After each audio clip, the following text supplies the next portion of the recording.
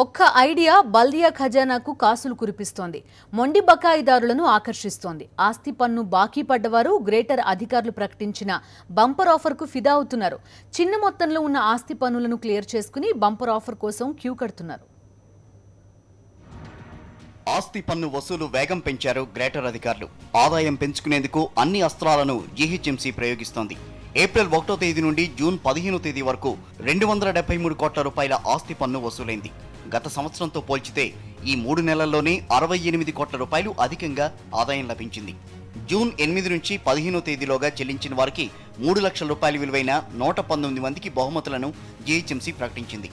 కేవలం 3,550 రూపాయలు ఆస్తి పన్నుగా చెల్లించిన సికింద్రాబాద్ సర్కిల్కు చెందిన పద్మారెడ్డికి ₹1,00,000 బంపర్ బహుమతి లభించింది. ఈ నగదు బహుమతులను state bank of Hyderabad GHMC శాఖ అందజేసింది. డిప్యూటీ మేయర్ బాబా ఫజీయుద్దీన్ ఆధ్వర్యంలో గురువారం లాటరీ పద్ధతిలో ఈ బహుమతులు ప్రకటించారు. దీనిలో భాగంగా మొదటి బహుమతి 25,000 రూపాయల నగదు కూకట్పల్లి సర్కిల్కు చెందిన ఎం రామారావు గెలుచుకున్నారు.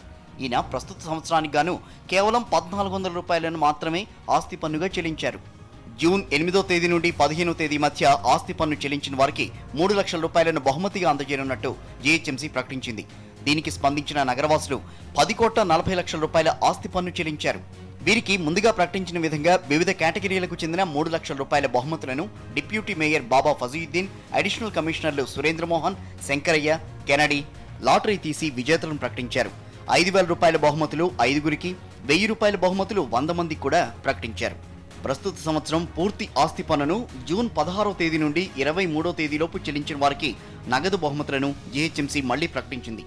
ఆస్తి పన్ను చెల్లించిన వారికి ₹1,00,000 రూపాయల బంపర్ బహుమతి, 25,000 మొదటి బహుమతి, 12,500 చొప్పున ఇద్దరికి, 5,000 రూపాయల నగదు 5గురికి, 1,000 రూపాయల చొప్పున 100 మందికి నగదు బహుమతులు అందజేస్తున్నట్టు జీహెచ్ఎంసీ ప్రకటించింది.